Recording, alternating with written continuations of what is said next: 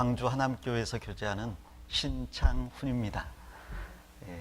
신창원이 아니고요. 후포교회에 처음 오게 됐는데 오게 돼서 너무 반갑습니다. 특별히 어제 포항에서 후포로 올라오는데 동해안이 너무 아름답게 보였습니다. 비록 장거리여서 조금 육신적으로는 피곤했지만 그러나 그 피곤 이상으로 형제자매님들 뵙게 되고 또 아름다운 경관을 보게 돼서 너무나 감사를 드립니다.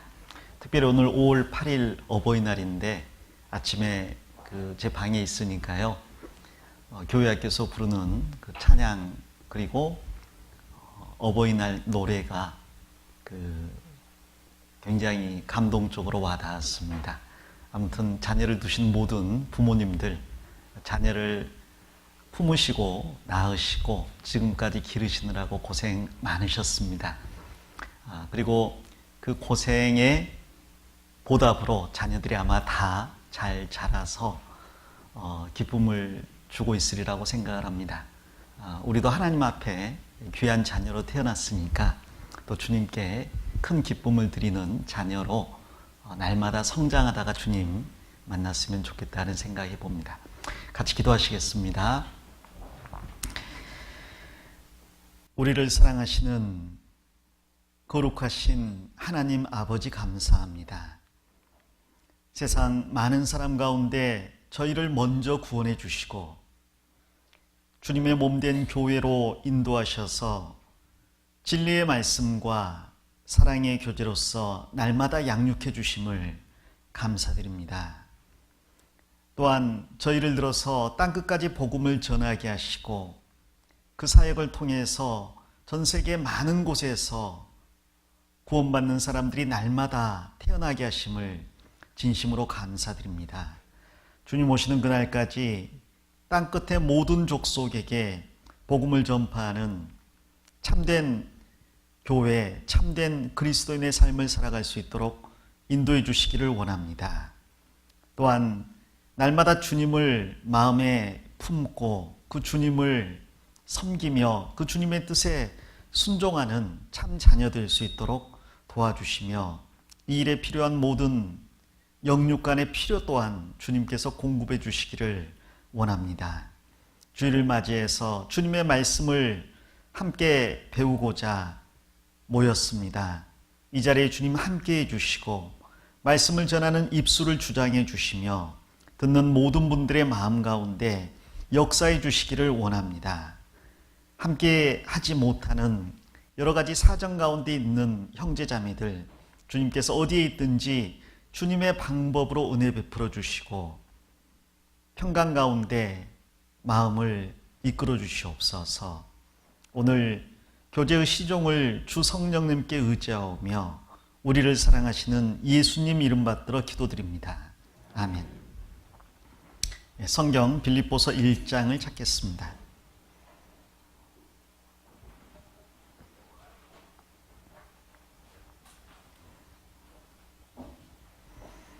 빌립보서 1장 12절로 18절 말씀입니다. 빌립보서 1장 12절부터 18절입니다. 제가 읽겠습니다. 형제들아, 나의 당한 일이 도리어 복음의 진보가 된 줄을 너희가 알기를 원하노라. 이러므로 나의 매임이 그리스도 안에서 온 시위대 안과 기타 모든 사람에게 나타났으니 형제 중 다수가 나의 매임을 인하여 주 안에서 신뢰함으로 겁없이 하나님의 말씀을 더욱 담대히 말하게 되었느니라. 어떤 이들은 투기와 분쟁으로 어떤 이들은 착한 뜻으로 그리스도를 전파하나니 이들은 내가 복음을 변명하기 위하여 세우심을 받은 줄 알고 사랑으로 하나 저들은 나의 매임에 괴로움을 더하게 할 줄로 생각하여 순전치 못하게 다툼으로 그리스도를 전파하느니라. 18절 같이 읽겠습니다. 그러면 무엇이뇨 외모로 하나 참으로 하나 무슨 방도로 하든지 전파되는 것은 그리스도니 이로써 내가 기뻐하고 또한 기뻐하리라. 됐습니다. 광주 하남교회에서 빌립보서를 가지고 교제를 하고 있습니다.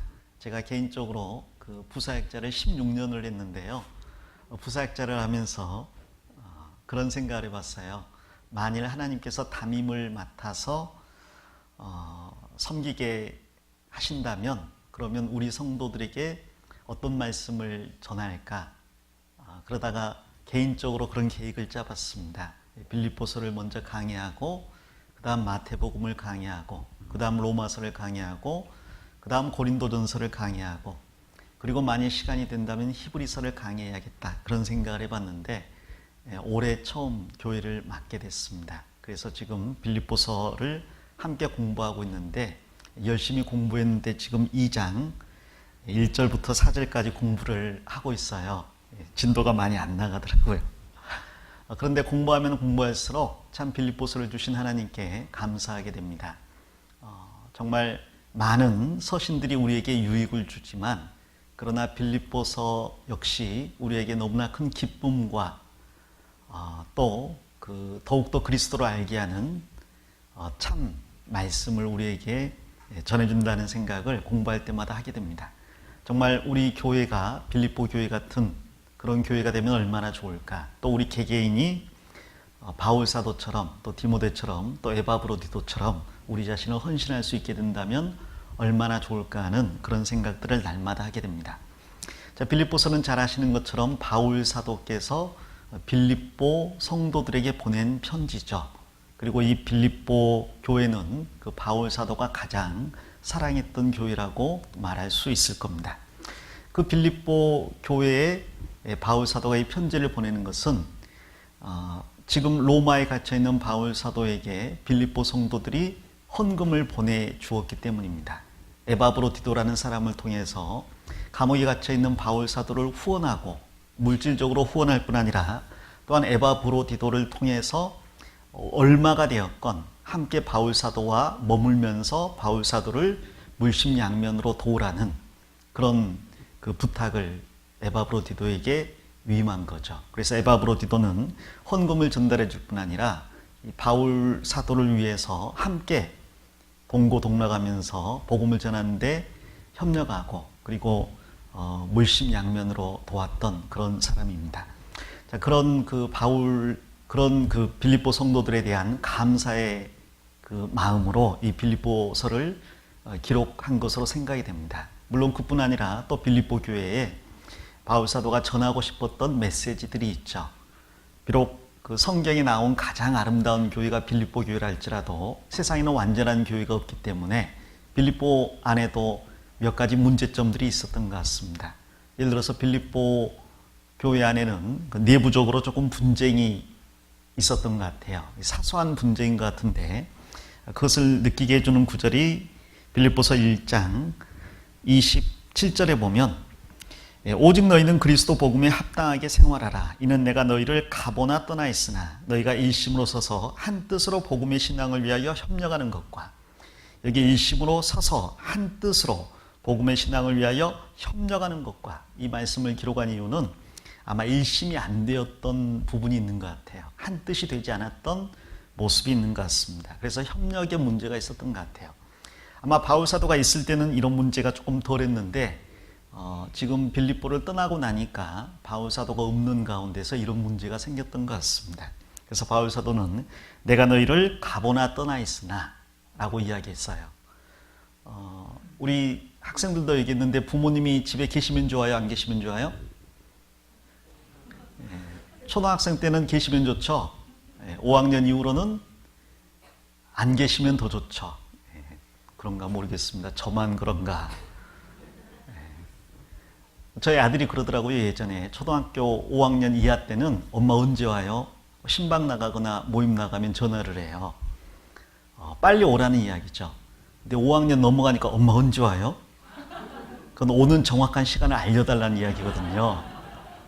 그때가 되면 대비를 해야 되기 때문에 지금은 이제 아주 대놓고 이야기하더라고요. 나가 계세요.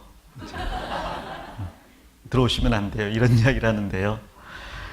학생들도 학교에 선생님이 계시면 좋아요, 안 계시면 좋아요? 안 계시는 그 환상적인 날을 기억하는지 모르겠습니다. 오늘 너희 선생님이 결근하셨단다. 오늘은 알아서 자율학습이다. 얼마나 좋은지 그 학창 시절 내내 가장 기억에 남는 날이 될 수가 있겠죠. 죄송합니다. 남편분들은 아내가 계시면 좋아요, 안 계시면 좋아요? 솔직하게. 아마 나이가 많으신 분들은 계셔야 좋겠죠. 그런데 이제 한 40, 50대 되는 분들은 매일은 아니더라도 일주일에 하루라도, 못하면 한 달에 하루라도 좀 자리를 비워주면 참 좋을 텐데 아내가 친정도 안 가요. 참.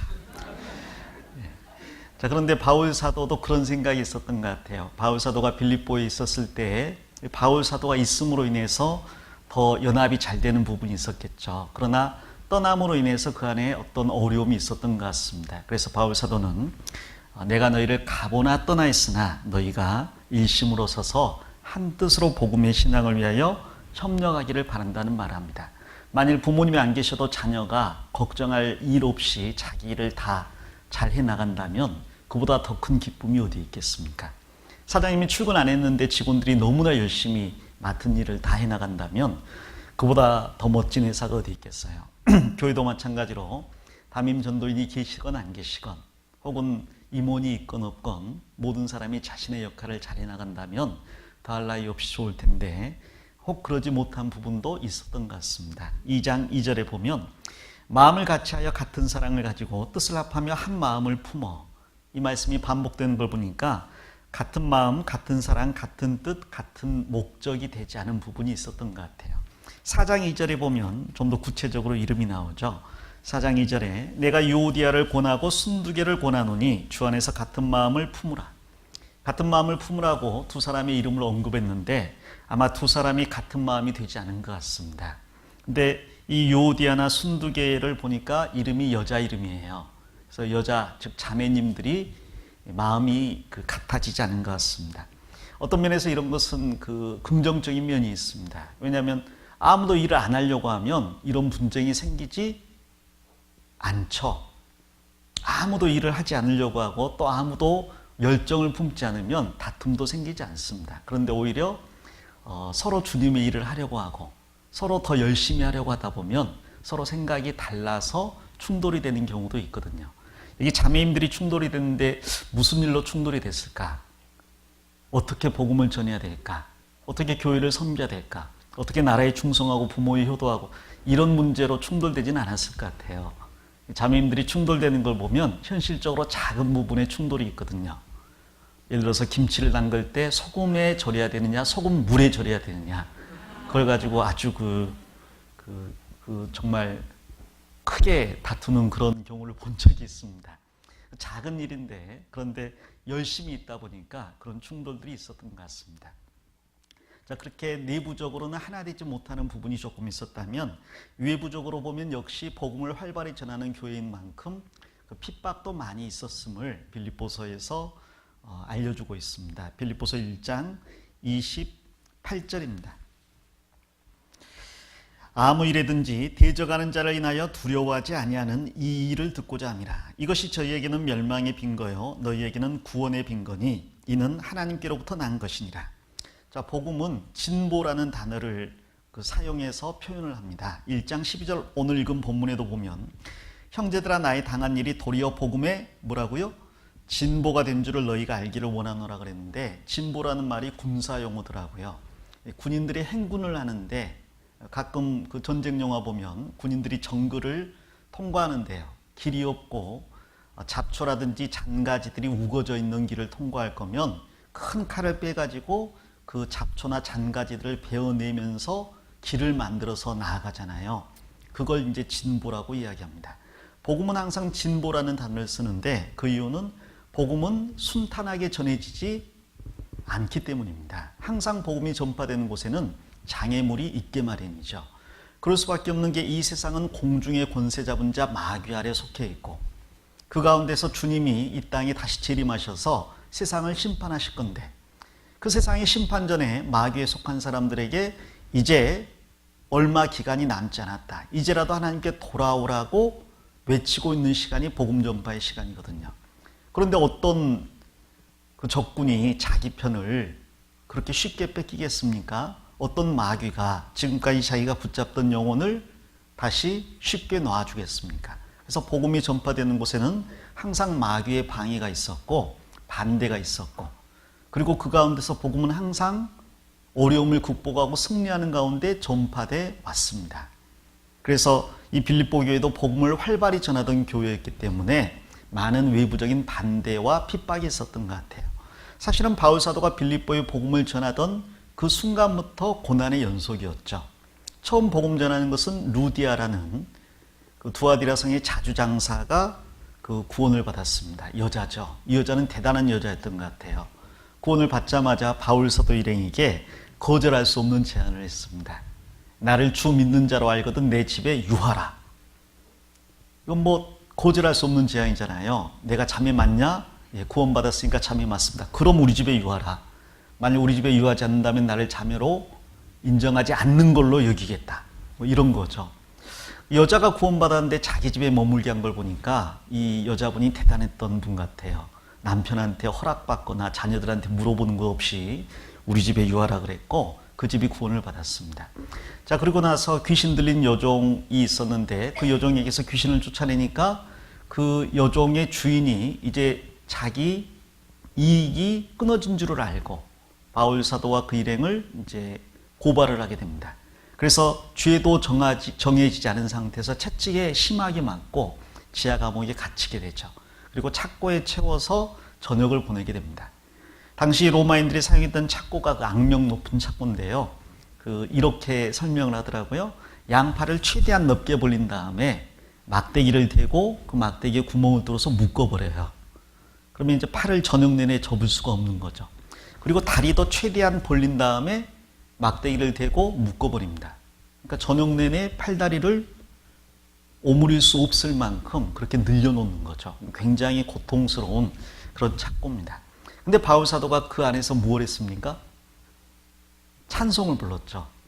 그리고 그로 인해서 지진이 나고 옥문이 열리고 착고가 다 풀어지고, 그런데 아무도 도망가지 않은 걸 보고 빌립보 관수가 깜짝 놀라서 복음을 받아들이게 됩니다.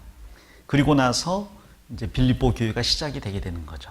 그러니까 빌립보 교회 자체가 많은 그 핍박과 어려움 가운데, 그리고 채찍에 맞고 감옥에 갇히는 고난 가운데 탄생한 교회였어요.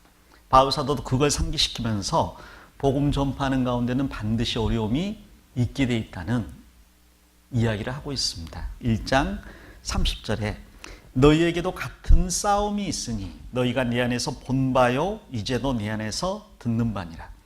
자, 바울 사도가 그런 고난과 싸우면서 복음을 전했습니다. 그걸 빌립보 성도들도 알고 있어요. 그리고 이제 복음을 전하는 빌립보 성도들이 동일한 싸움을 또한 싸우고 있다는 거죠. 그리고 그 결과 많은 사람들이 구원을 받게 된 것 같습니다. 어떻게 알 수 있습니까? 1장 1절에 보면 그리스도 예수의 종 바울과 디모데는 그리스도 예수 안에서 빌립보에 사는 모든 성도와 또는 감독들과 집사들에게 편지하노니. 처음 바울 사도가 빌립보에 복음 전했을 때는 루디아의 가족, 그리고 귀신 들린 여종이 아마 구원받은 것 같고요. 그 다음 감옥의 간수 가족이 구원을 받았죠. 그리고 바울 사도 일행은 빌립보를 떠나야 했습니다.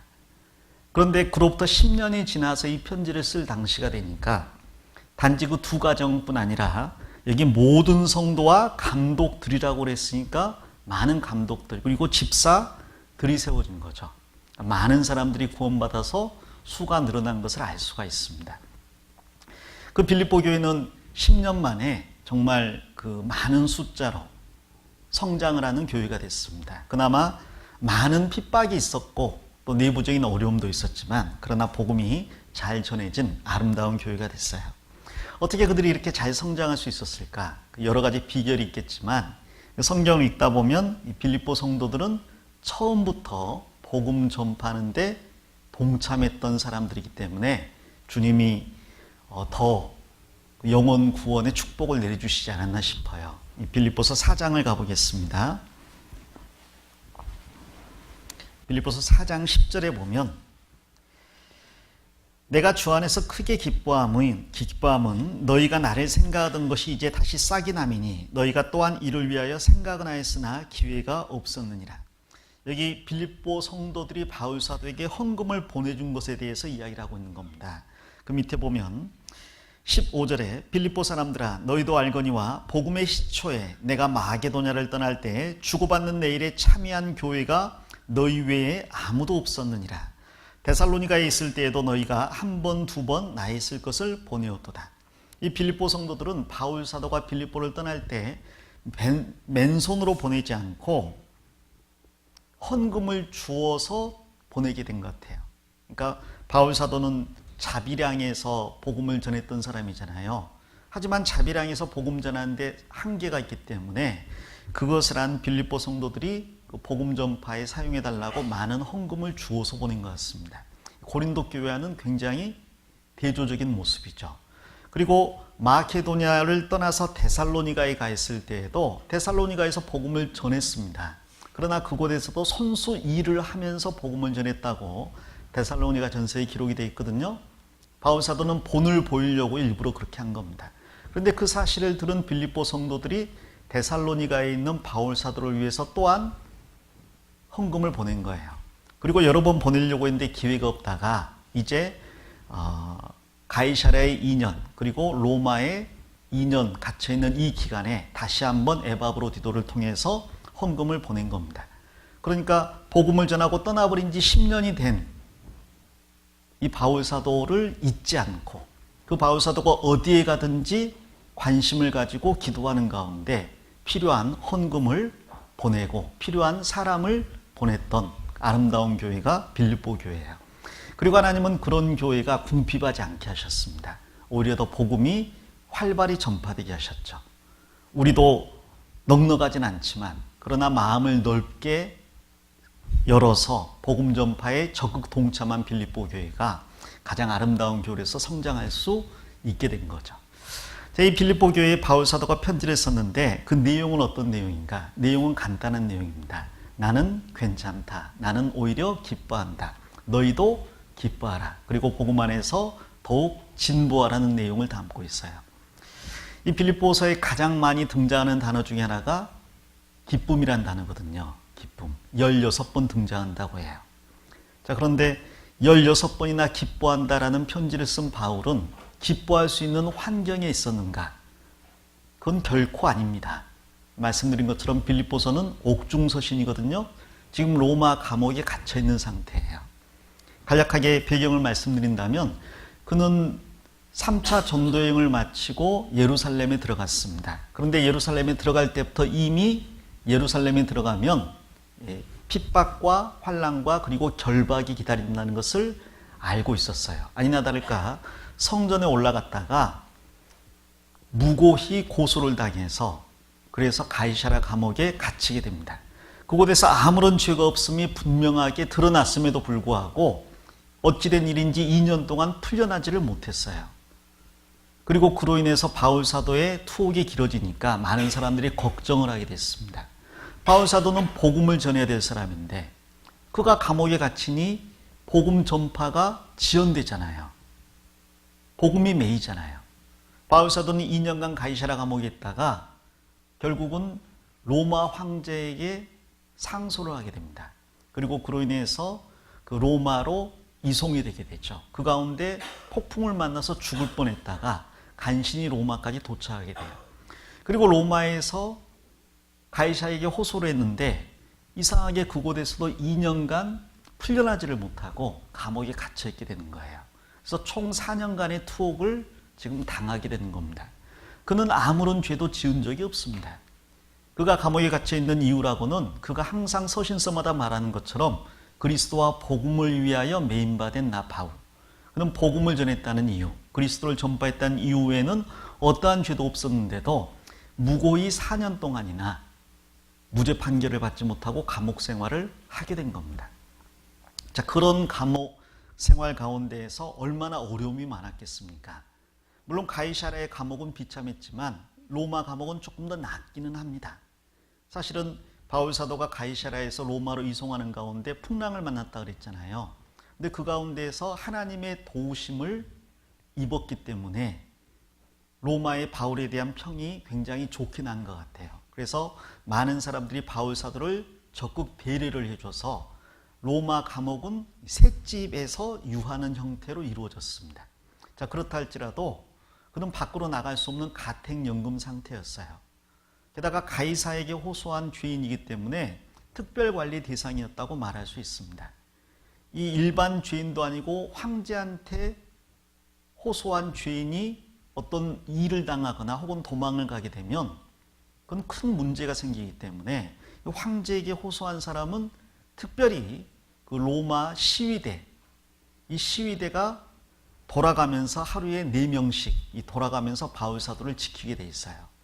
그리고 지키는 방법은 그 에베소서에 보면 나와 있는데 에베소서 6장 20절에 보면 에베소서 역시 로마 감옥에 갇혀 있을 때 기록된 성경이죠. 6장 20절에 보면 이 일을 위하여 내가 쇠사슬에 매인 사신이 된 것은 나로 이 일에 당연히 할 말을 담대히 하게 하려 하심이라. 여기 쇠사슬에 매인 사신이라고 했는데요. 바울 사도가 로마 감옥에 갇힐 때 쇠사슬에 매여 있다는 걸 알 수가 있습니다. 기록에 의하면 가이사에게 호소한 죄인은 시위대 한 명이 같은 수갑을 차고 지킨대요. 수갑의 길이가 약 45cm쯤 된답니다. 이 쇠사슬로 되어 있는 수갑이에요. 그래서 6시간씩 하루에 4교대로 이렇게 바울 사도를 시위대가 돌아가면서 돌본다고 되어 있습니다. 그러면 바울 사도는 어디를 가든지 하루 24시간 그 시위대와 함께 이동을 해야 되는 거죠. 그러니까 밥을 먹을 때도 45cm 옆에 로마 시위대가 있어야 되고, 화장실 갈 때도, 잠을 잘 때도, 뭐 방 안에서 어디를 돌아가든지 간에 45cm 옆에 이 로마 시위대가 있어야 되는 거예요. 그것도 무려 2년 동안이나. 어떤 프라이버시도 없고 사생활이라든지 개인적인 일이 전혀 일어날 수 없는 그런 환경이라는 거죠. 자, 그런 환경에서 2년 동안 죄 없이 갇혀 있는데 어찌 기뻐할 수가 있겠어요. 게다가 바울이 갇혀 있기 때문에 복음도 갇힌 바 되어서 많은 사람들이 걱정을 하고 있는 상황이었습니다. 신상의 문제도 문제지만 바울 사도는 복음으로 예수 그리스도로 가득 차 있는 사람인데 그 복음의 전파가 방해가 되고 그리스도가 드러나지 못하게 되니까 그로 인해서 밖에서도 걱정하고 바울 사도도 걱정하지 않을까 하는 염려가 있다는 거죠. 자, 그것도 문제지만 또 그 사이에 밖에서는 바울 사도가 2년 동안 못 나오는 걸 보고 불순한 동기에서 바울 사도를 시기하고 폄훼하는 사람들이 있었습니다. 그러면서 시기하는 마음으로 복음을 전하던 다른 사람들이 등장했다는 거죠. 아마 이런 것 같아요. 바울 사도가 이렇게 4년 동안이나 감옥에 갇혀 있는 걸 보니까 우리가 모르긴 몰라도 무슨 죄가 있어서 하나님이 징계하시나 보다.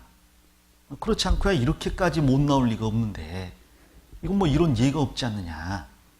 무슨 뜻이 있겠지. 우리는 모르지만 하나님이 하시는 일이니까 무슨 이유가 있겠지. 그러면서 은근히 바울 사도를 깎아내리는 거죠.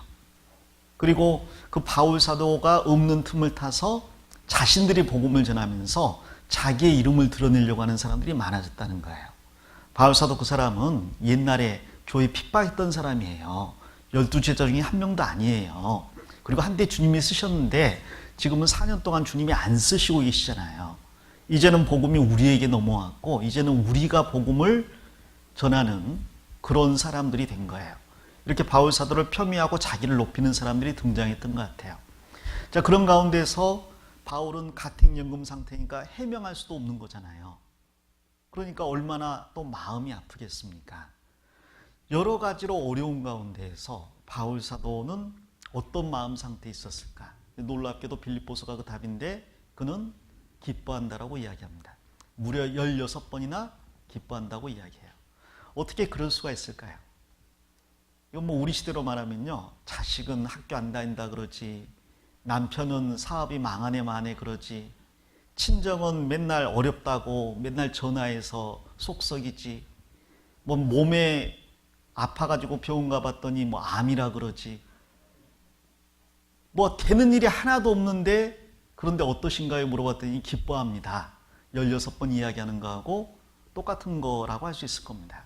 더 나아가서 다른 사람들이 형제 자매들이 수군수군 대면서 그 비난하고 또 근거 없는 루머를 퍼뜨려서 마음 아프게 하고 명예를 실추시키고 가슴에 비수를 꼽는 말을 하는데 소감이 어떠십니까? 그래도 기뻐합니다. 그렇게 말하는 것과 같다는 거죠. 자, 어떻게 그렇게 기뻐할 수가 있을까요? 바울 사도가 기뻐할 수 있는 이유가 뭘까요? 바울 사도가 그런 환경에서 기뻐할 수 있다면 우리도 기뻐할 수 있을 텐데 어떻게 그럴 수가 있었을까? 빌립보서에 제일 많이 등장하는 단어에 그 답이 있습니다. 제일 많이 등장하는 단어가 뭔지 아세요? 찍어보세요.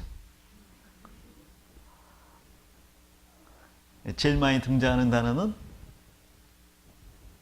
그리스도 예수. 50번 정도 등장한대요. 결국 빌립보서의 주제는 그리스도 예수 안에서의 기쁨이라는 거죠. 돈이 있어서 기뻐하는 게 아닙니다. 건강해서 기뻐하는 게 아닙니다. 일이 잘 풀려서 기뻐하는 게 아니고 사람들이 칭찬해줘서 기뻐하는 게 아닙니다. 다른 어떤 외부적인 요건 때문에 기뻐하는 게 아니라 그 모든 게 다 사라져도 하나님으로 인해 그리스도로 인해 기뻐하는 것, 그게 참된 기쁨이라는 거예요. 그래서 그 기쁨에 대해서 어떤 분이 정리를 이렇게 하셨더라고요. 기쁨의 신학이라고 이야기하는데요. 기쁨이라는 것은 원래 하나님께 속해 있는 겁니다. 하나님을 이야기할 때 극락의 하나님이라는 표현을 쓰거든요. 지극히 큰 즐거움이 하나님이라는 거예요. 그래서 하나님이 계신 곳에는 기쁨이 있게 되어 있습니다. 그래서 주의 우편에는 영원한 즐거움이 있나이다, 이런 말씀이 있는데 우리가 천국 들어가게 되면 가장 기뻐할 수 있는 이유가 그곳에 주님이 계시기 때문에, 그리고 주님이 계신 곳에는 기쁨이 있기 때문에 천국도 극락이 될 수가 있는 거죠. 그 극락의 하나님께서 이 세상에 기쁨을 주시기를 원했습니다. 그래서 에덴 동산을 창조하셨죠. 에덴이란 말의 뜻이 희락, 즐거움, 기쁨이란 뜻이에요. 그래서 인간에게 에덴 동산을 주셨다는 것은 인간에게 기쁨을 주시기를 원했다는 이야기입니다. 자, 그런데 그 기쁨, 즐거움이 죄로 인해서 깨져버린 겁니다. 그래서 기쁨 대신 수고와 슬픔과 고통과 저주와 죽음이 이 세상에 들어오고 사람들의 입에는 웃음 대신 눈물이 가득하게 되었습니다. 웃을 때에도 마음속에 뭐가 있어요? 슬픔이 가득하다니까요. 웃는데도 나중에 이야기를 미친 짓이다라고 이야기하잖아요. 인간은 범죄로 말미암아 참된 기쁨을 잃어버린 겁니다. 자, 그런데 그 기쁨을 잃어버린 세상에 기쁨을 다시 주러 오신 분이 누구예요? 예수님이셔요. 그래서 예수님이 태어날 때 천사들이 양치는 목동들에게 나타나서 온 세상 모든 백성에게 미칠 큰 기쁨의 소식을 전한다고 이야기합니다. 그게 바로 복된 소식, 기쁜 소식, 영어로 good news, 복음이에요. 그 복음을 예수님이 가지고 오셨습니다. 기쁨을 잃어버린 세상에 참된 기쁨의 소식을 전해주러 오신 거예요. 그래서 예수님이 처음 행하신 기적이 바로 가나 혼인잔치에 물을 포도주로 바꾼 기적이죠. 잔치집에 포도주가 떨어져 버렸으니 이제 기쁨 끝이잖아요. 자, 그런데 예수님께서 그 기쁨을 잃어버린 잔치집에 물을 포도주로 바꾸어서 주셨다라는 거예요. 그나마 그 포도주가 처음 대접한 포도주보다 더 나은 포도주였죠. 하나님께서 우리 인간에게 베푼 기쁨보다 더 큰 기쁨을 복음을 통해서 주시는 겁니다. 그래서 복음을 깨달은 사람은 참 기쁨을 얻게 돼 있어요. 하나님이 기쁨의 원천이신데 그 하나님이 성령으로 내 안에 들어오시잖아요. 그리고 중요한 것은 그 성령께서는 나를 떠나요, 안 떠나요? 안 떠나신다는 거예요. 그러므로 하나님이 내 안에 계시는 한 하나님의 주시는 기쁨도 나를 떠날 수 없다라는 거죠.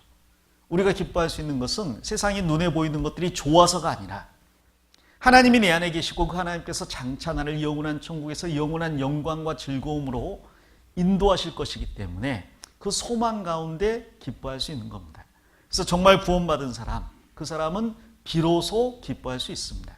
주께서 내 마음에 두신 기쁨은 저희의 곡식과 새 포도주의 풍성할 때보다 더하니이다. 그 기쁨을 소유한 사람은 무화과 나무 잎이 마르고 포도나무에 열매가 없고 감람나무 소출이 그치고 논밭에 식물이 없고 우리의 양떼가 없고 외양간에 송아지가 없어도 나는 여호와로 인하여 기뻐하고 즐거워한다라고 이야기할 수가 있는 거죠. 자, 그런데 문제는 성경에 보면 성령을 소멸치 말라는 말씀이 있어요. 성령께서 내 안에서 역사하려고 하는데 내가 죄를 가지고 성령을 억눌러 버립니다. 찬물을 끼얹어서 불을 꺼버리는 것처럼 성령을 소멸해 버려요. 그러면 기쁨도 줄어들거나 사라지게 돼 있어요. 구원받은 그리스도인이 죄를 따라 살 때 참 기쁨을 다시 잃어버리죠. 그래서 다윗도 그런 이야기를 했습니다. 주의 구원의 즐거움을 내게 회복시키시고, 구원받을 때 큰 기쁨과 즐거움이 있었는데 밧세바와 범죄함으로 말미암아 즐거움을 잃어버렸다는 거예요. 그런데 회개하고 하나님과의 관계를 다시 회복했을 때 다시 그 기쁨이 주어지는 겁니다. 또 다른 사람에게 복음을 전해서 다른 사람이 구원받는 거 볼 때 큰 기쁨이 주어지는 거죠. 하나님이 기뻐하는 것으로 내가 기뻐할 수 있고 하나님이 싫어하는 것을 내가 싫어할 수 있는 거예요. 그러면서 기쁨이 더욱더 커질 수 있는 거죠. 그 성령을 계속해서 불일듯 하게 하면 할수록 기쁨 역시 불일듯 올라오게 되어 있습니다. 바울 사도가 가장 어려운 환경에서도 가장 기뻐할 수 있었던 이유는 가장 어려운 환경이었지만 결코 하나님과의 관계가 멀어지거나 끊어지지 않았다는 거죠. 그래서 가장 어려운 환경에서도 가장 크게 기뻐할 수 있었던 겁니다. 어떤 것도 바울 사도가 누리는 기쁨을 뺏어갈 수가 없었다는 거예요. 그리고 역경을 극복하면서 소망 가운데 더 즐거워할 수 있었습니다. 예수님께서 마태복음 5장에서 말씀하신 것처럼 의를 위하여 핍박받는 자는 복이 있나니 그랬죠? 전에 있던 선지자들도 이렇게 핍박을 받았으니 의를 위하여 환난을 받는다면 오히려 뭐하라고요? 기뻐하라고 이야기하십니다. 하늘에서 너희 상이 크기 때문에 그 큰 상을 바라보는 가운데 기뻐할 수 있는 거예요. 내가 죄 때문에 핍박을 받고 환난을 당한다면 기뻐할 일이 없겠죠. 그러나 단지 복음을 전파하는 이유로 예수 그리스도의 일을 위하여 환난을 받는다면 이것은 고스란히 하늘에서 영광으로 바뀌기 때문에 그 천국 소망과 영광을 바라면서 기뻐할 수 있다는 겁니다. 바울 사도는 죽을 때까지 그 기쁨을 빼앗기지 않았습니다. 빌립보서 전체적으로 보면 바울 사도는 도무지 기뻐할 수 없는 환경이었습니다.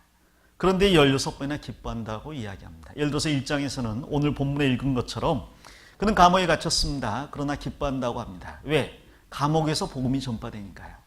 그는 밖에 사람들이 바울 사도를 폄훼하고 시기하는데 기뻐한다고 합니다. 왜? 그래도 그리스도가 전파되니까. 나는 어차피 소모품이라는 거예요. 나는 나를 위해서는 아무것도 바라지 않는다는 거죠. 누가 나를 알아주건 몰라주건 혹시 내가 비난을 받건 그리스도가 전파될 수 있다면 나는 기뻐하겠다는 겁니다. 그리고 그는 1장에서 그는 죽을 수도 있다라고 이야기해요. 실제로 사형 판결을 받을 수도 있거든요. 그러나 죽는다 해도 기뻐하겠다. 왜? 내게 사는 것이 그리스도니 죽는 것도 유익이라. 그는 내게 사는 것이 그리스도와 돈이니 내게 사는 것이 그리스도와 쾌락이니 내게 사는 것이 그리스도 더하기 알파라고 하지 않았어요. 그는 알파가 없었습니다. 그는 그리스도만 있었어요. 우리는 대부분 내게 사는 것이 나니 이런 말 안 하죠. 그리스도이니까. 이방인들은 내게 사는 게 나니 그래요. 그리스도인은 내게 사는 게 그리스도니 더하기 재미도 조금 봐야 되고 돈도 좀 벌어야 되고 세상에서 명예도 좀 얻어야 되고. 그러나 바울 사도는 그런 게 전혀 없었다는 거예요. 그는 그리스도만 있었던 겁니다. 그러니까 죽어도 자기는 잃는 게 아무것도 없는 거예요. 이미 자기가 없는 사람이기 때문에. 만일 내게 사는 것이 내가 원하는 무언가 있다면 죽으면 그만큼 손해를 보는 겁니다. 예를 들어 내게 사는 것이 돈이니 그러면 죽을 때 돈을 못 가져가기 때문에 그 돈을 손해보는 거예요. 내게 사는 게 쾌락이니 그럼 죽을 때 쾌락이 끝나기 때문에 그만큼 손해보는 거죠. 내가 사는 게 자식들 때문이니 죽으면 자식들과의 관계가 끊어지잖아요. 손해보는 겁니다. 근데 바울 사도는 손해볼 게 없었어요. 그리스도만 있었거든요. 죽으면 그리스도와 함께 있을 수 있으니까 기뻐한다라고 이야기합니다. 그래서 살아도 기뻐한다고 하죠. 왜? 살면 그리스도의 일을 할 수 있고 교회를 유익하게 할 수 있으니까. 그러니까 죽으면 그리스도와 함께 있을 수 있고 살면 그리스도의 교회를 유익하게 할 수 있으니까. 개인적인 바람은 죽으면 좋겠다. 그리스도와 함께 있을 욕망이 더 크다는 거예요. 그러나 교회를 생각하면 살아야 되겠다. 그래도 기뻐하겠다라는 거죠. 남편이 미국에 가서 박사학위를 받으면서 공부하고 있어요. 어느 날 편지가 왔습니다. 이번에 한 달간 휴가를 받았는데 여보 미국으로 와. 한 달간 미국 여행 다니게 같이. 가야 돼요? 안 가야 돼요? 가야 되겠죠? 자식들은 어쩌고요? 그래서 마음 같아서는 그 사랑하는 남편 만나서 미국 여행하고 싶어요. 근데 자식들 밥 사줘야 되잖아요. 청소해줘야 되잖아요. 두 사이에 낀 거예요. 대부분의 엄마는 어떻게 하죠? 죄송합니다. 자유입니다. 알아서 하십시오. 그러나 갈등이 생기잖아요. 남편 만나고 미국 가서 여행도 하고 싶고. 자, 그런데 자식들 뒷바라지도 해야 되고. 의무감은 뭐가 더 커요? 자식들에 대한 의무감이 더 커요. 마음은 뭐가 더 커요? 남편과 같이 미국 여행하고 싶은 마음이 더 커요. 무엇이 더 나은지 모르죠. 바울사도 마음이 그랬어요.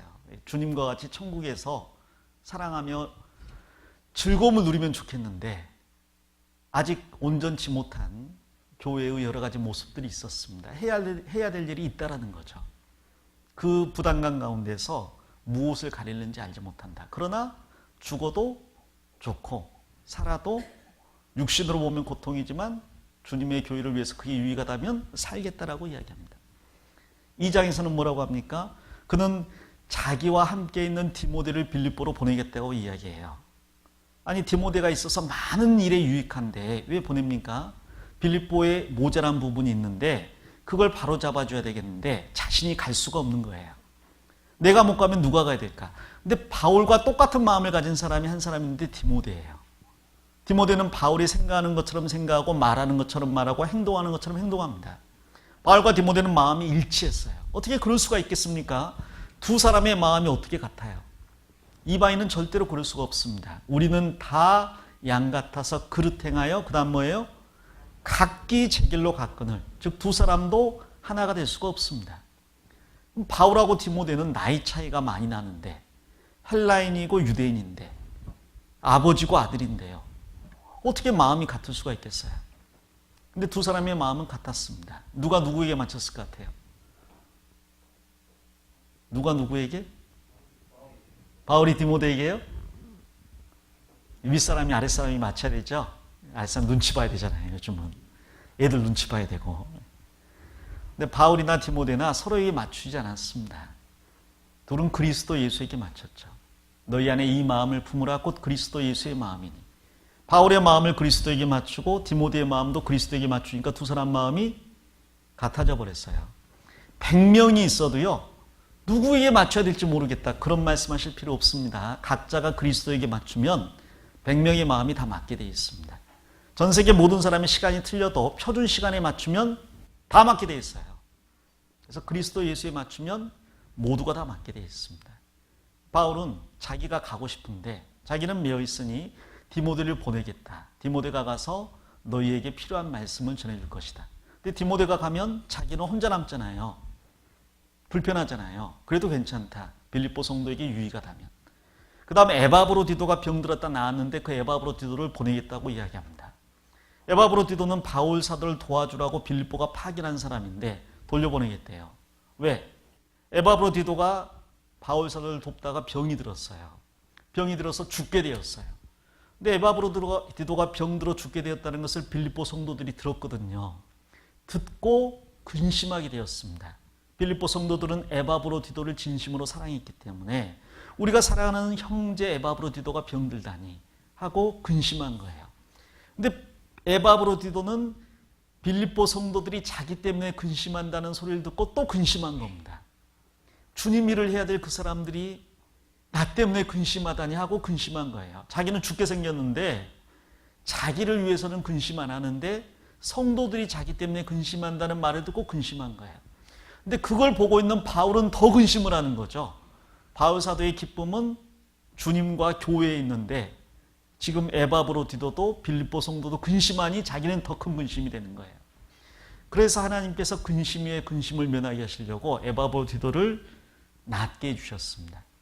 그러니까 바울 사도는 이제 에바브로디도가 나았어요. 그러면 그동안 못한 일을 시켜도 시원찮을 판인데 디모데와 함께 돌려보내는 겁니다. 왜? 에바브로디도가 나았다는 것을 빌립보 성도들이 알면 기뻐할 거 아니에요. 빌립보 성도가 기뻐하는 걸 보면 에바브로디도가 기뻐할 거 아니에요. 그걸 보면 바울 사도는 그걸로 기뻐하겠다는 거죠. 그럼 나는 아무도 안 남지만 같이 일하던 사람들 다 떠나고 혼자 남지만 그래도 너희들이 기뻐하는 걸 보면 나는 됐다. 나는 그걸로 기쁘다라고 이야기합니다. 가끔 작년에 같이 일했던 조장 총무가 올해 일을 안 맡게 되고 떠나버리면 나도 안 해. 그런 경우가 있잖아요. 어떻게 일을 나 혼자 하라고 하느냐고. 자, 그런데 바울 사도에게는 그런 마음이 전혀 없었던 것 같아요.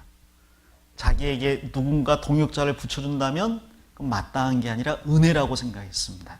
그 동역자를 다시 취해가도 그래도 감사하다고 생각했어요. 어차피 자기는 교회를 핍박했던 자고 이런 하나님의 직분을 맡기에 전혀 합당치 못한 죄인 중에 괴수라고 생각했기 때문에 아무런 도움을 주지 않아도 자기는 마땅히 이 일을 해야 되는데 그나마 그동안 일꾼들을 보내줘서 감사할 뿐 다시 취해가도 그는 기뻐한다는 거죠. 3장에서 그는 유명한 말을 합니다. 그는 모든 걸 잃어버렸다고 이야기해요. 바울 사도만큼 구원받고 망한 사람이 없잖아요. 그러나 기뻐한다고 합니다. 왜? 그리스도를 얻었기 때문에. 모든 것을 배설물로 여겼지만 그러나 그것을 다 잃고 그리스도를 얻었으니 나는 다 얻었다. 4장에서 그는 굉장히 어려운 상황이 있다고 이야기합니다. 하지만 그래도 기뻐한다고 해요. 왜? 내게 능력 주시는 자 안에서 내가 모든 것을 다 할 수 있기 때문에. 그래서 1장에서 그는 자기의 생명은 그리스도다. 2장에서 자기의 목표는 그리스도다. 2장에서 자기의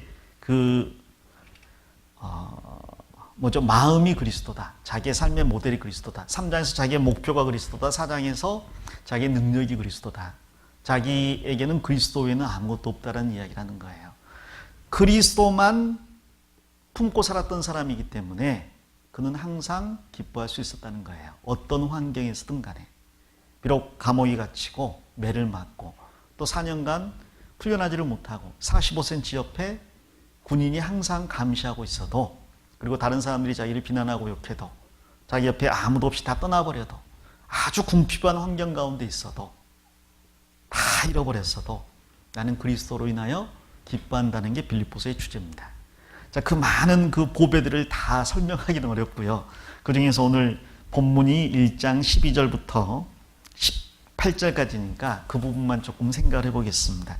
좀 늦게 말씀드렸는데 오늘 말씀의 제목을 매임과 시기 가운데 기뻐함이라고 정해봤습니다. 내용은 개략적으로 설명드렸으니까 이해하는데 어려움은 없으실 거예요. 이제 본문을 보겠습니다. 빌립보서 1장 12절입니다. 형제들아, 나의 당한 일이 도리어 복음의 진보가 된 줄을 너희가 알기를 원하노라. 자, 바울 사도는 빌립보 성도들이 알기를 원했던 게 있습니다. 바울 사도는 이런 표현을 자주 썼죠. 고린도 전서에 보면 또 후서에 보면 너희가 알기를 원하노라. 혹은 너희가 알지 못하기를 원치 아니하노라. 이런 표현을 씁니다. 꼭 알아야 될 것을 이야기할 때 이런 표현을 써요. 바울 사도는 빌립보 성도들에게 꼭 알려주고 싶은 게 있었어요. 빌립보 성도들은 바울 사도가 4년이나 가이사랴에 2년 그리고 로마에 2년이나 투옥되어 있는 바람에 복음이 메어버렸다고 굉장히 안타까워하고 있었어요. 그런데 그들에게 너희가 알기를 원하노라 하면서 내가 메인 것이 오히려 복음의 정체가 되었다고 해요. 퇴보가 되었다고 진보가 되었다고 해요. 진보가 되었다고요. 감옥에 갇혀있는데 어떻게 복음이 진보가 될 수가 있을까요? 감옥에서 꼼짝을 못하고 있는데 만일 4년이라면요. 그는 한 차례 더 전도 여행을 다녀올 수 있는 시간이잖아요. 그럼 얼마나 많은 교회가 세워졌겠습니까? 그런데 어떻게 바울 사도가 갇힌 4년이 복음의 진보가 됐을까요? 거기는 놀라운 하나님의 섭리가 있습니다. 하나님께서는 바울 사도를 처음 선택할 때부터 이 바울 사도는 일반인들뿐 아니라 귀족들에게 그리고 왕에게 심지어 황제에게까지 복음을 전할 그릇이라고 하나님이 말씀하셨어요. 하나님께서 그 로마의 중심, 그 세계의 중심인 로마에 그 중에 중심 중에 중심이라고 할 수 있는 황제에게 복음을 전하기 위해서 그리고 각 나라의 왕들에게 복음을 전하기 위해서 특별히 선택한 그릇이 바울이었습니다. 근데 바울이 어떻게 왕들에게 복음을 전하고 행정관들에게 복음을 전하고 황제에게 복음을 전할 수가 있겠어요? 그런데 하나님께서 바울의 매임을 통해서 놀랍게 그 일을 이루신 겁니다. 바울은 처음 가이사랴에서 2년간 투옥됐다고 말씀드렸잖아요. 그는 예루살렘 성전에 올라갔다가 잡혔습니다. 그리고 거기에서 고발을 당하게 됐어요. 재판을 받게 됐죠. 재판을 하면 기소하는 사람들이 있고 변호하는 사람이 있잖아요. 기소하는 사람들은 이 사람 저 사람을 사가지고 뭐 더들로 같은 변사를 사가지고 바울을 기소합니다. 자, 그런데 바울은 변호사를 구하지 않고 스스로를 변호해요. 근데 그 스스로를 변호하는 자리에서 그는 내가 이렇게 매인 것은 죄를 지어서가 아니라 예수 그리스도와 복음을 위해서 매였다라고 하면서 전도집회라는 거예요. 그러면 재판장이 재판을 해야 되기 때문에 변호사가 하는 이야기, 바울 사도가 하는 이야기를 들어야 되잖아요. 자세히 들어야 되잖아요. 듣다 보니까 점점 그런가 하고 마음이 넘어가게 되잖아요. 근데 풀려나 버렸다면 그걸로 끝났을 건데 가이사랴에 2년간 투옥돼 있으면서 거기에 있던 그 로마 행정관이 바뀌죠. 그리고 왕도 또 바뀌잖아요. 그래서 베스도에게도 복음을 전하고 아그리빠에게도 복음을 전하고 그 누이에게도 복음을 전하고 아그리빠 왕이나 그 누이는 거의 말씀을 듣고 마음이 흔들릴 정도가 됐습니다. 로마 총독들도 말씀을 듣고 마음이 흔들릴 정도가 됐었어요. 그렇게 2년 동안 투옥되어 있었던 것이 로마의 행정관이라든지 이스라엘 왕들에게 복음을 전하는, 그리고 고위층들에게 복음을 전하는 중요한 기회가 된 겁니다. 더 나아가서 이스라엘이 공적으로 복음을 배쳐가는 기회가 되기도 한 거예요. 그래서 복음이 전 세계에 전파되게 된 발판이 되기도 한 겁니다. 그는 로마로 왔습니다. 로마로 왔는데 이제 로마에서도 복음을 전하는데 동일한 방법이 사용된 겁니다. 그는 먼저 시위대에게 매여 있었어요. 로마 황제를 보호하는 친위 부대입니다. 그 로마 황제를 보호하는 친위 부대, 보통 역사를 보면 한 10,000명 정도가 시위대로 근무를 했대요. 로마 황제 옆에 있는 직속 부대죠. 로마 황제를 보호하는 중요한 일을 맡기 때문에 아무나 그 일을 맡는 게 아니라 황제의 가족들이나 친척들 혹은 고위 귀족들 중에 믿을 만한 사람들이 그 시위대 일을 해요. 그들은 로마 황제 옆에서 칼을 차고 10,000명이나 되는 사람이 있으니까 나중에는 로마 황제를 쫓아내기도 하고 혹은 로마 황제를 새로 세우기도 했답니다. 예전에 영화 중에 글래디에이터라는 영화가 있었는데 거기에 보면 로마 황제 옆에 시위대가 아주 그 정권을 바꾸는데 중요한 일을 하는 그런 내용도 나옵니다.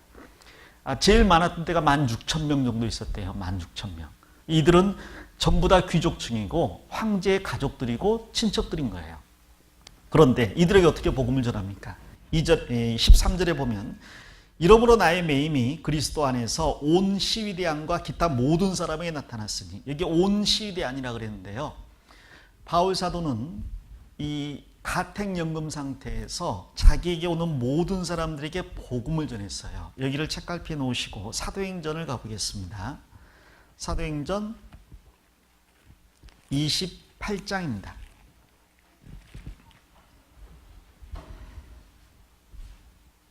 16절 보겠습니다. 우리가 로마에 들어가니, 사도행전 28장 16절, 신약성경 237쪽쯤 됩니다. 사도행전 28장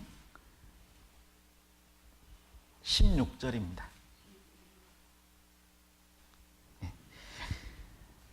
우리가 로마에 들어가니 바울은 자기를 지키는 한 군사와 함께 따로 있게 허락하더라. 사흘 후에 바울이 유대인 중 높은 사람들을 청하여 모인 후에 이르되, 여러분 형제들아, 내가 이스라엘 백성이나 우리 조상의 규모를 배척한 일이 없는데 예루살렘에서 로마인의 손에 죄수로 내어준 바 되었으니. 자, 그리고 나서 건너뛰어서 30절입니다. 30절 31절 같이 읽겠습니다. 바울이 온 이태를 자기 셋집에 유하며 자기에게 오는 사람을 다 영접하고 담대히 하나님 나라를 전파하며 주 예수 그리스도께 관한 것을 가르치되 그 많은 사람이 없었더라. 바울은 로마 군인 한 명과 함께 셋집에 따로 유하는 가운데에서 자기에게 오는 사람들을 다 맞아들이면서 총 2년 동안, 풀로 2년 동안 내내 하나님의 나라를, 그리고 복음을 담대히 전파를 했다는 거예요. 그래서 로마 셋집이 말씀을 전하는 장소가 되어버린 겁니다. 자, 그런데 놀라운 것은 그렇게 바울 사도가 말씀을 전할 때 그 옆에 항상 누가 있어요? 시위대 군인이 있는 거예요. 자기 의지와 상관없이 바울 사도하고 45cm 쇠사슬로 메어가지고 옆에 있잖아요. 근데 바울 사도가 뭐한가 봤더니 오는 사람한테 계속 전도하는데 이 시위대 군인은 듣기 싫어도 바울한테 매여가지고 도망도 못 가고 그걸 들어야 되는 거예요. 우리가 전도 집회할 때 참 어려운 게 듣기로 약속한 사람이 미꾸라지 빠져나가듯 이리저리 빠져나가잖아요. 안 들으려고 하는 사람 정말 힘들잖아요. 또 앉혀놓으면 졸고 안 듣잖아요. 근데 이 로마 시위대 군인은요, 누가 죄수인지 모르겠어요. 누가 포로인지 모르겠어요. 바울한테 지금 묶여버린 거예요. 바울은 자유를 가지고 복음을 전하게 로마에서 허락을 했으니까. 말씀 전하면 그 옆에서 듣기 싫어도 들어야 되는 겁니다. 2년 동안 그 일에 시위대가 동원이 된 거예요. 하루에 4명씩 교대 근무라 그랬잖아요. 그러니까 온 시위대 안에 나타났다 그랬으니까 4명씩 계속 돌아가면서 바울한테 매어가지고 말씀을 전하는 거예요. 말씀을 듣는 거예요. 나 안 들어. 안 들어봤자 순번되면 또 와야 되는 거예요. 그리고 그렇게 이제 묶인 그 바울에게서 말씀을 들은 로마 군인들은 자기 부대에 돌아가면 무슨 이야기 했어요? 야, 그 바울 이야기 너 들었냐? 진짜 정말 대단하더라. 정말 너무하더라 하면서 장안의 화제가 바울이 되어버린 거죠. 이 사람은 보통 사람은 아닌 것 같아요. 옆에 있어 보니까 정말 그 바울을 운송했던 바울과 함께 그 로마까지 왔던 백부장도 바울의 인품에 반해서 바울을 특별 대접을 해줬거든요. 근데 바울 같은 사람과 묶여가지고 있어 보니까 이 사람은 정말 죄인은 분명히 아니에요. 근데 왜 이렇게 매여있지 보니까 무슨 이상한 도를 전한다고 매여있는 거예요. 처음에는 관심이 없던 사람도 바울 사도의 그 메인 가운데 항상 기뻐하는 모습, 그리고 모든 사람을 영접하는 모습, 그 가운데서 담대히 말씀을 전하는 모습, 그리고 그들이 전파하는 예수 그리스도에 관한 놀라운 소식들을 들으면서 점점점 마음이 움직이는 거죠. 2년 동안 전혀 기쁨을 잃지 않고 낙심하지 않고 정말 우울증에 걸려도 단단히 걸려야 될 상황인데 오히려 크게 기뻐하면서 그 말씀을 전하는 바울을 보면서 시위대 사람들의 마음이 변해버린 거죠. 그래서 온 시위대 안에 바울 사도의 이야기가 화제가 돼버린 겁니다. 그리고 그로 말미암아 구원받은 사람들이 생겨나게 됐다는 거죠. 빌립보서 4장을 가보겠습니다. 빌립보서 4장 22절입니다. 같이 읽겠습니다. 모든 성도들이 너희에게 문안하되 특별히 가이사 집 사람 중 몇이니라.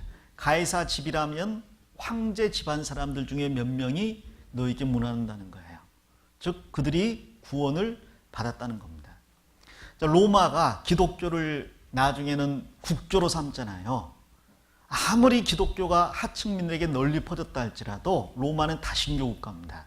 오랫동안 그리스 신화, 로마 신화에 찌들어 있던 사람들이에요. 근데 그런 로마가 어떻게 제우스, 포세이돈, 하데스 이런 신들 다 버리고 예수를 유일한 신으로 받아들일 수가 있겠습니까? 그것은 황제와 그 황제 가족들이 구원받지 않으면 어려운 일이에요. 물론 우리가 아는 것처럼 콘스탄틴 황제가 기독교를 승인했지만 그는 구원받은 사람은 아닙니다. 그러나 그 황제 주변에 많은 사람들이 예수님을 알았고 구원받은 사람들이 있었고 콘스탄틴 황제에게 지속적으로 영향을 끼쳤던 거예요. 그 씨앗이 지금 뿌려져 있는 거죠. 결국 바울 사도가 만일 가이사랴의 2년 그리고 이 로마의 2년간 투옥되지 않았다면 오히려 복음 전파가 더 더뎌졌을 수 있다는 거예요.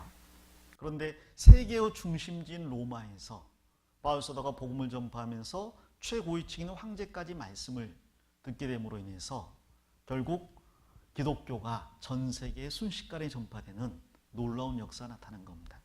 바울 사도는 황제 앞에서 자기를 변호할 때에도 똑같은 전도 집회를 했을 거예요. 그리고 황제의 마음을 흔들었을 겁니다. 그래서 바울 사도는 빌립보 성도들에게 이야기합니다. 내가 갇혀 있지만 내가 갇혔다고 해서 복음까지 매인 것은 아니다. 바울이 매였지만 하나님의 복음은 매이지 않았다. 그러므로 염려하지 마라. 나는 괜찮다. 기뻐하라라고 이야기합니다. 우리 존 버년 아시죠? 철로역정을 쓴 존 버년.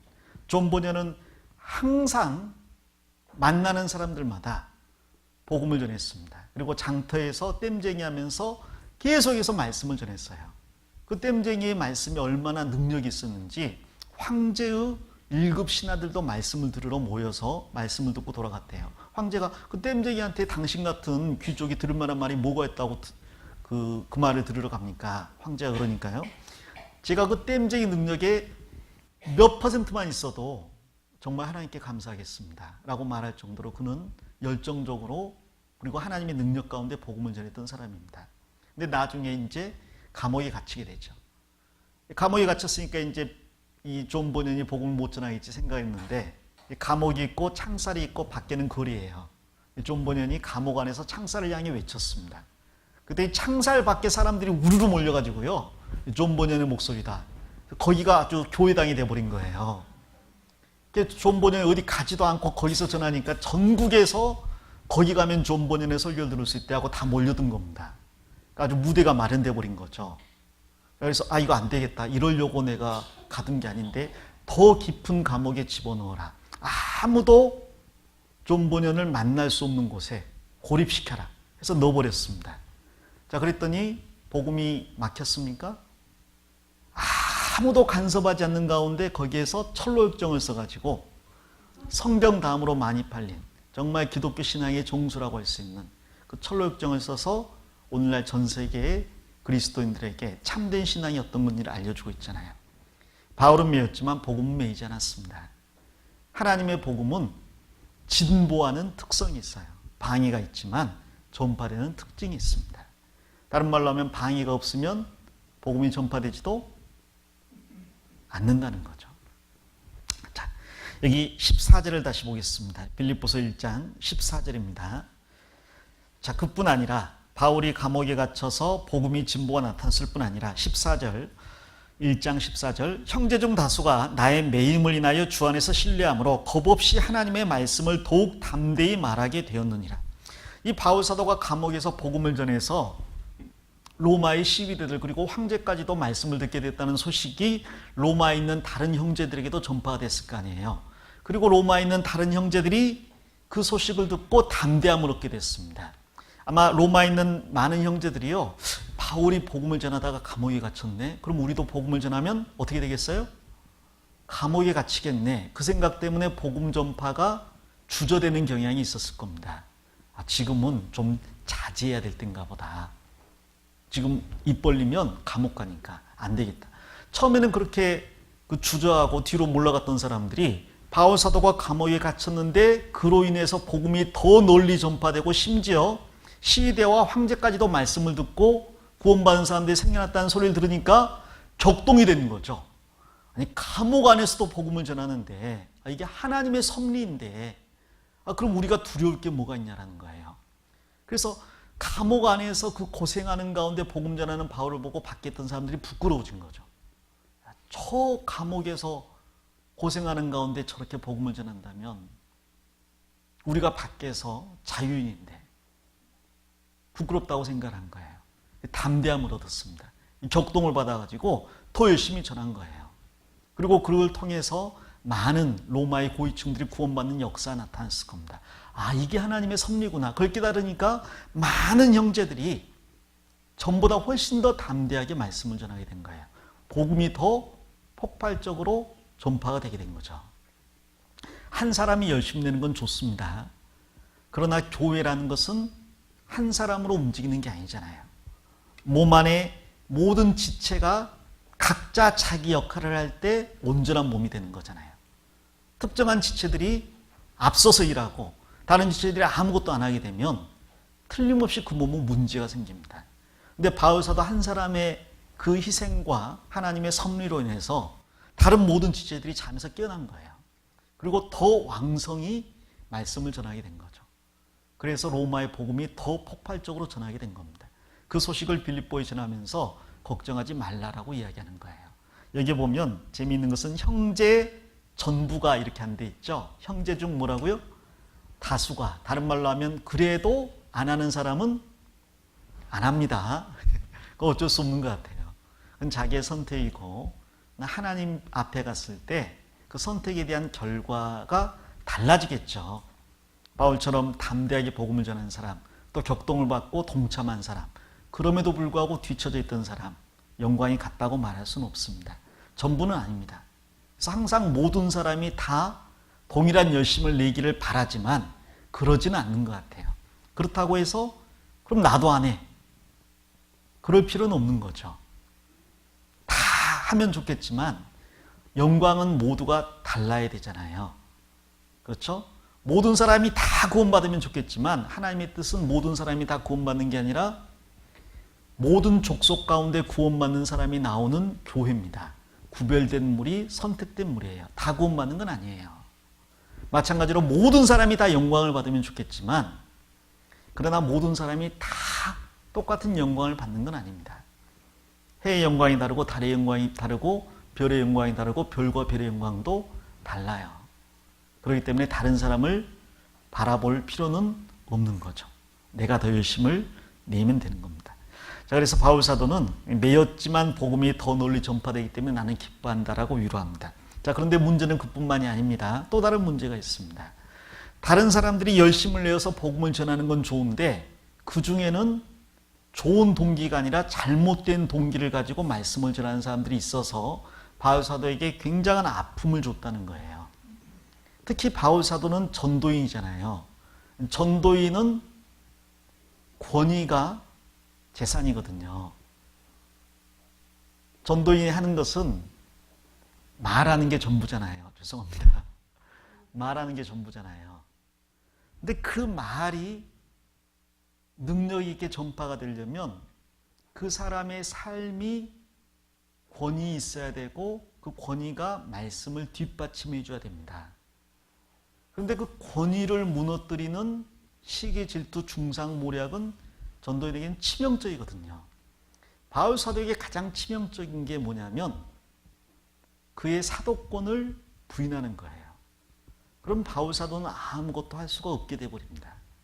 그래서 바울 사도는 그 일평생 내내 그 사도권 문제로 많은 홍역을 치렀어요. 특별히 고린도 교회에서 바울 사도는 12제자 중에 한 명도 아니다. 그래서 많은 사람들이 바울 사도를 업신여기고 심지어 생활비조차 지원하지 않았습니다. 예, 바울 사도 자기 업신여기는 건 괜찮습니다. 그건 문제가 안 됩니다. 문제는 만일 바울 사도의 사도권이 부인돼 버리면 바울 사도가 전한 복음도 정통 복음이 아닌 게 되잖아요. 그러면 바울 사도를 통해 구원받고 형성된 교회는 전부 다 문제가 돼 버리잖아요. 바울 사도는 복음과 교회를 위해서 자기의 사도권을 고린도서에서 적극적으로 변호를 합니다. 개인적인 문제가 아니라는 거죠. 사단 마귀는 계속해서 그런 측면에서 교회를 무너뜨리기 위해서 말씀을 전하는 사람의 흠을 드러내려고 하고 권위를 무너뜨리려고 합니다. 그래서 바울 사도가 로마 감옥에 갇혀 있는 동안에도 그런 일이 있었던 것 같아요. 다른 사람들이 복음을 전하는데 바울 사도의 권위를 흠집을 내고 나서 그 다음에 자신의 권위를 그 위에 쌓으려고 하는 거죠. 항상 자기가 높이 올라가기 위해서 남을 끌어내리는 일이 있었잖아요. 여기 빌립보서 1장 15절에 보면 어떤 이들은 투기와 분쟁으로, 자, 이건 육신에 속한 일이죠. 투기, 분쟁. 그런데 복음을 전하는데도 육신적인 죄를 가진 채 전하는 경우들이 있었어요. 투기와 분쟁으로. 어떤 이들은 착한 뜻으로 그리스도를 전파하나니 이들은 내가 복음을 변명하기 위하여 세우심을 받은 줄 알고 사랑으로 하나. 여기 이들은 착한 뜻으로 그리스도를 전하는 사람들인데 착한 뜻으로 그리스도를 전하는 형제들은요, 바울 사도가 복음을 변명이라는 것은 좀 전에 말씀드린 것처럼 변호하는 겁니다. 재판석에서 변호사의 역할을 하면서 자기가 그리스도를 전파하다가 죄인이 되었다는 것을 이야기하는 거죠. 그 복음을 변명하기 위하여 세우심을 받은 줄 알고, 즉 하나님께서 바울을 사도로 세운 줄 알고 사랑으로 하나. 자, 이 착한 뜻으로 전하는 사람들의 동기는 뭐였냐면 비록 바울 사도가 감옥에 갇혀 있지만, 그래서 사람들이 볼 때는 죄인처럼 보이지만 그러나 바울 사도는 하나님이 세우신 사도이다. 그리고 하나님은 실수하지 않으십니다. 하나님이 세우신 사도고 그 사명은 복음을 전하는 것이다. 바울은 지금 죄를 지어서 감옥에 갇힌 게 아니라 하나님이 세우심을 받고 복음 전하다 감옥에 갇혔다. 그걸 알기 때문에 그럼 나도 하나님의 일에 동참하자는 마음을 가지고 복음 전파에 협력을 한 사람들이 있었어요. 이것을 일부러 기록해 놓으신 이유가 있습니다. 일을 똑같이 하더라도 마음속의 동기에 따라서 결과가 다르다는 것을 알려주시기 위해서요. 복음은 똑같이 전합니다. 근데 어떤 사람은 마음의 동기가 착한 뜻이 있어요. 그리고 착한 뜻이라는 것은 개인적인 선한 것을 말하는 게 아닙니다. 이 말씀하신 것처럼 바울 사도는 하나님이 선택해서 세운 사도고 복음을 전하는 일을 맡은 사람이다. 그 하나가 동기가 돼서 바울 사도에게 협력하는 것, 그걸 착한 뜻이라고 했어요. 개인적으로 도덕적으로 착하다 이런 게 아닙니다. 그는 하나님이 세우신 사람이다. 그는 복음을 전하는 사람이다. 단지 그 이유만으로 그 사람의 성격이 뭐가 낫건 나하고 안 맞는 부분이 있건 마음에 들건 안 들건 복음 전파에 협력한 사람들이 있는데 그들을 착한 뜻으로 전하는 사람들이라고 했습니다.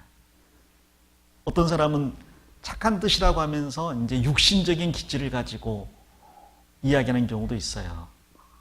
내가 저 목사님하고 전도사님하고 뜻이 맞고 고향이 같아서 예를 들어서 협력하는 경우도 있죠. 똑같이 겉모습은 협력하는 것으로 보이지만 하나님 보실 때 착한 뜻은 아닐 수가 있습니다. 그것은 육신적인 기질이 될 수가 있는 거죠. 혹은 우리나라의 가장 그 문제가 되는 그 고향, 그 뭐라고 하죠? 그것을 그 형제, 가족, 친척 그런 것들, 혈연, 지연, 학연 이런 것들 때문에 협력한다 그러면 그것은 똑같이 협력하는 것처럼 보이지만 하나님이 오실 때 기쁜 뜻은 아닙니다. 그리고 선한 뜻은 착한 뜻은 아닐 수가 있는 거죠. 자, 그런데 이렇게 단지 하나님이 저 바울 사도를 사도로 세웠고 복음 전파하게 했기 때문에 거기에 굴복하고 착한 뜻으로 전하는 사람이 있었는가 하면 잘못된 동기로 하는 사람들이 있었습니다.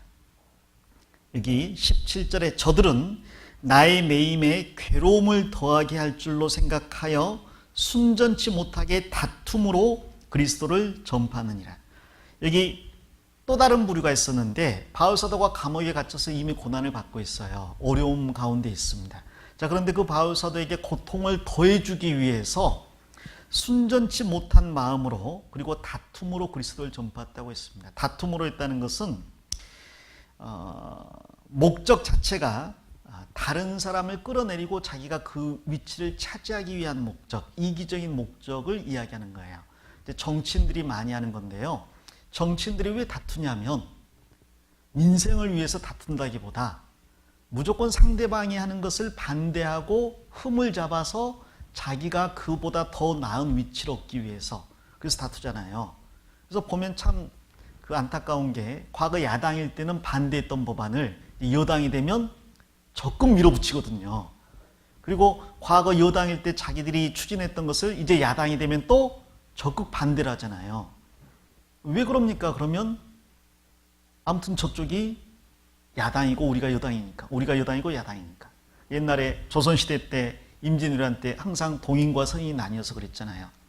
일본 토요토미 히데요시가 한국을 침략하겠습니까? 조선을 침략하겠습니까? 이쪽이 침략할 것 같습니다. 그럼 이쪽 무조건 안 합니다.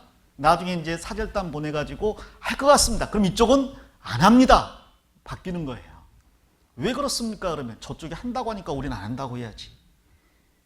근데 그런 목적이 사람들 마음속에 있습니다. 옳고 그른 게 중요한 게 아니라 남을 흠잡고 끄집어내려서 자기가 그 위치를 차지하려고 하는 마음. 그래서 무조건 흠을 잡는 경우가 있어요. 교회 안에도 그런 안타까운 경우가 있죠. 아무튼 누군가가 사람들한테 조금 칭찬받고 조금 사람들 사이에서 좋은 평가를 받으면 마음속에 시기심이 올라오잖아요. 그래서 뒤에서 뭐라고 해요? 그 사람은, 그 형제는 그런 면만 있는 게 아니라 그 형제들이 몰라서 그래. 내가 말은 못하겠는데 아무튼 있어. 자매들도 가끔 그런 경우가 있잖아요. 그 자매가 그런 것만 있는 줄 알아? 아이고 내가 말 안 해서 그렇지. 아이고 무슨 일인데. 아이고 내가 말 못해. 내가 어떻게 말해. 그러면서 끌어내리는 경우가 있어요.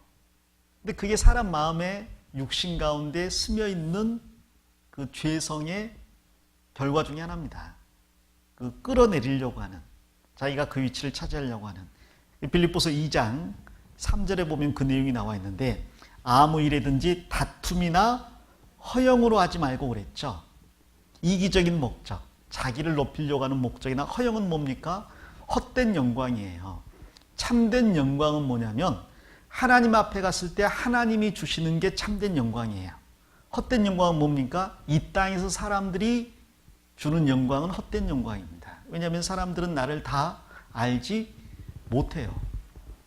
내가 어떤 목사님을 좋아합니다. 그런데 그 목사님이 어떤 사람인지 사실 정확히 모르시잖아요. 드러난 것만 가지고 평가를 하는 거잖아요. 그건 헛된 영광입니다.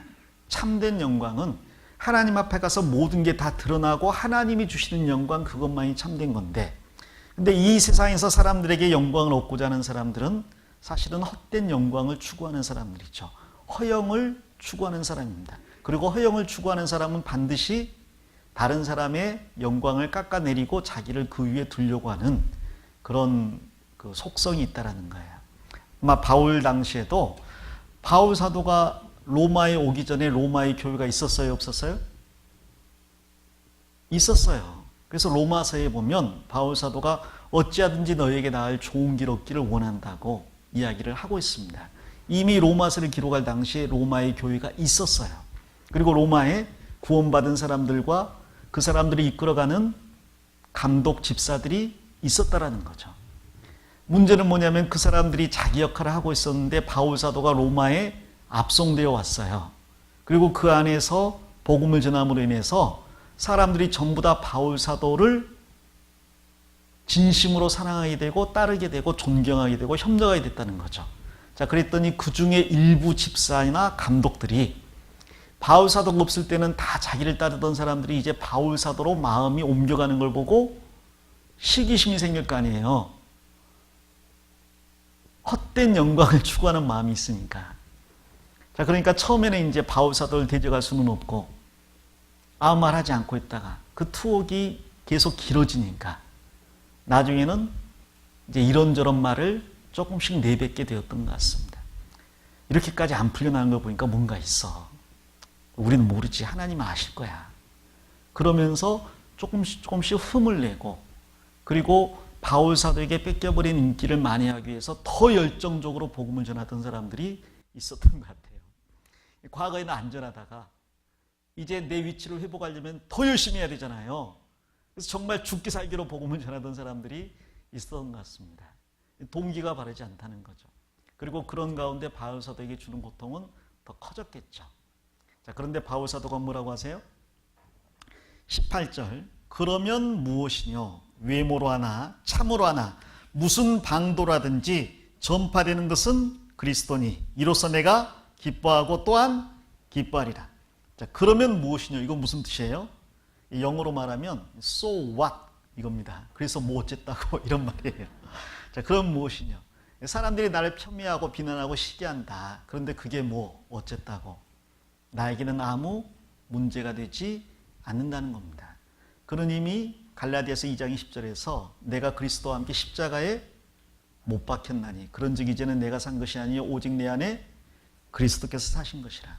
자기는 이미 죽고 없는 거예요. 자기는 없고 그리스도가 전파된다니까 그걸로 나는 기뻐한다라고 이야기합니다. 그게 외모로 하든 혹은 참으로 하건 그게 무슨 상관이 있겠느냐. 그들이 뭐 이슬람을 전하지 않고 불교를 전하지 않고 물론 그때는 없었지만 다른 종교를 전하거나 다른 신을 전하지 않고 그리스도를 전한다는 것만으로도 나는 기뻐한다는 거예요. 여기서 중요한 건 뭐냐면 이들이 전하는 건 그리스도였습니다. 다른 말로 하면요, 이단을 전한 게 아니었어요. 잘못된 걸 전한 게 아니었습니다. 참된 복음을 전하는 사람들이었어요. 그러니까 다른 말로 하면 참된 복음을 전하는 사람들 가운데서도 서로 시기, 질투, 중상모략이 있을 수 있다는 거죠. 참된 구원받은 형제 자매 안에서도 서로 다툼, 시기, 질투가 있을 수 있다는 겁니다. 참 비극적인 이야기지만 그러나 현실적인 사실이라는 거예요. 어떤 분은 그런 말씀하셔요. 어떻게 교회 안에서 형제라는 사람이 나한테 그런 말 할 수가 있냐고. 그러면서 교회 자체를 비난하거나 혹은 더 나아가서 주님을 원망하는 경우가 있을 수 있습니다. 근데 그러실 필요는 없습니다. 우리가 육신을 입고 이 세상에 사는 한 육신의 일이 있고 성령의 열매가 있는데 둘 다 존재하기 마련이에요. 마치 우리가 죄성이 있고 성령이 있어서 어떤 때는 죄성을 따라 살고 어떤 때는 성령 따라 사는 것처럼 교회 안에서도요, 어떨 때는 육신에 속한 육신의 일이 나오기도 합니다. 그러나 분명히 성령의 열매가 또 나타나죠.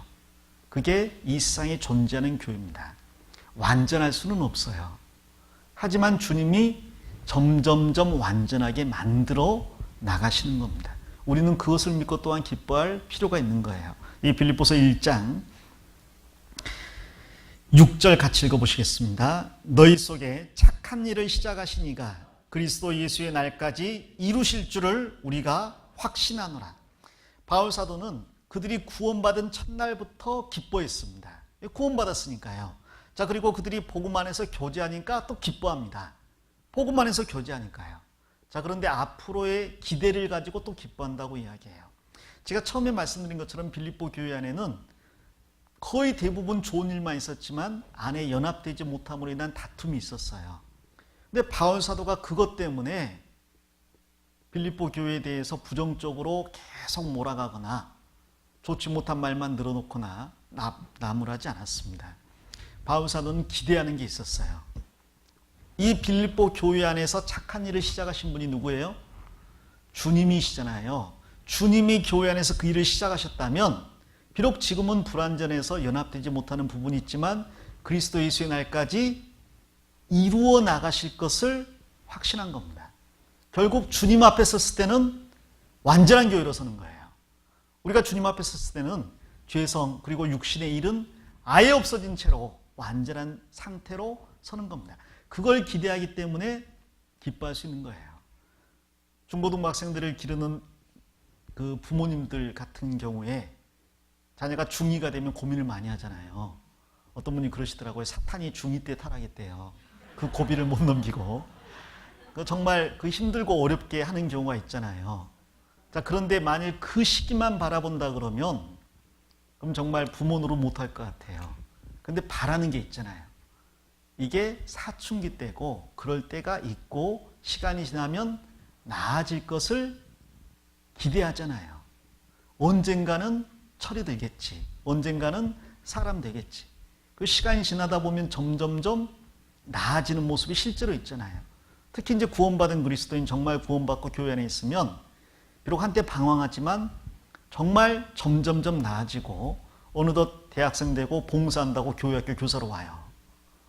저도 그런 모습을 많이 봤습니다. 그래서 어떤 형제 자매들이 와가지고 저 목사님 제가 중고등부에서 봉사하고 싶습니다.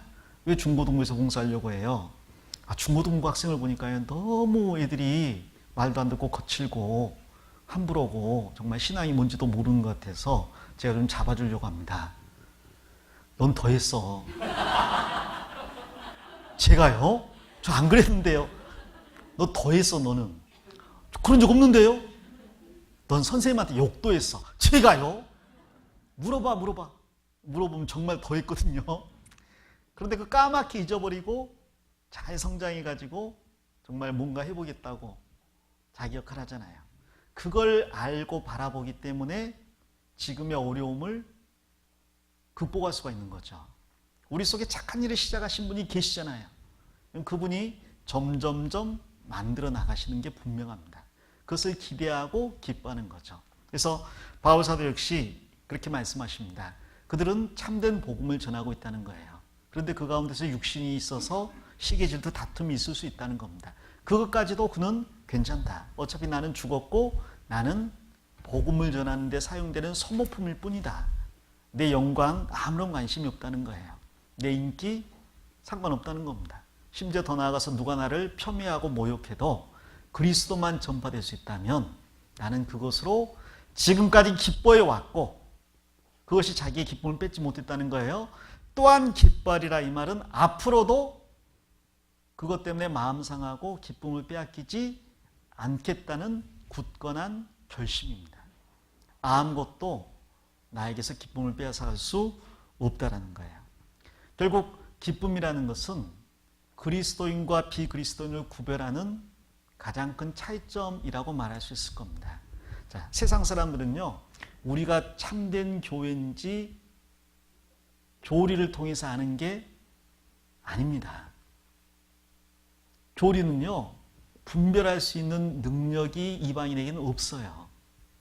신천지 교리가 맞는지, 우리가 맞는지, 여호와의 증인이 맞는지, 장로교가 맞는지 아무도 구별을 못합니다. 그들도 자기가 생각하는 교리가 맞다고 주장을 하는 거잖아요. 그렇죠? 그러니까 교리 가지고 싸우면 끝이 안 납니다. 물론 조직신학이 있고 정통신학이 있으니까 거기에서 엇나가면 이단이 되겠지만, 그걸 어떻게 입증하겠습니까? 조직신학책 가지고 다니면서 펴주면서 우리가 이 신학에 맞게 가르친다고 말할 수 있겠습니까? 그것에 관심을 기울이는 사람들은 극히 드물어요. 우리가 어떻게 참된 그리스도인이라는 것을 입증할 수 있을까요? 그게 바로 기쁨이라는 거예요. 자, 성경 로마서 14장을 가보겠습니다. 여기 읽고 정리하겠습니다. 14장 17절부터 19절까지 같이 읽겠습니다. 하나님의 나라는 먹는 것과 마시는 것이 아니요 오직 성령 안에서 의와 평강과 희락이라.